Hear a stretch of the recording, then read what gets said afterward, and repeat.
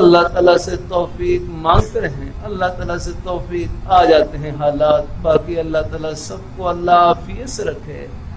اللہ تعالیٰ سب کو اللہ اپنے ایمان پہ قائم رکھے، اللہ اپنے دین پہ قائم رکھے، نیک رستے پہ اللہ ہم سب کو لگائے رکھے. اللہ تعالیٰ ہم اللہ تعالیٰ سے ہر وقت عافیت مانگنی چاہیے. عرض کرتا رہتا ہوں جو خوشحالی میں اللہ تعالیٰ کو نہ بھولے تو پریشانی تکلیف میں بھی اللہ پاک مدد فرماتے ہیں. اللہ تعالیٰ ہیں دستگیری فرماتے ہیں. بس رب کا در نہ چھوٹے. اللہ ہاں زبان پر کوئی شکوہ شکایت نہ ہو. اللہ ہاں میرے حضرت فرمائے لگے یہ پریشانی بلکہ اللہ رحمۃ اللہ علیہ فرمائے لگے نیک بڑھنے کا مطلب یہ نہیں کہ تکالیف نہیں آئیں گی. اللہ تعالیٰ کے نیک بندوں پر تکالیف آتی ہیں لیکن وہ تکالیف درجات کی بلندی کے لیے ہوتی ہیں.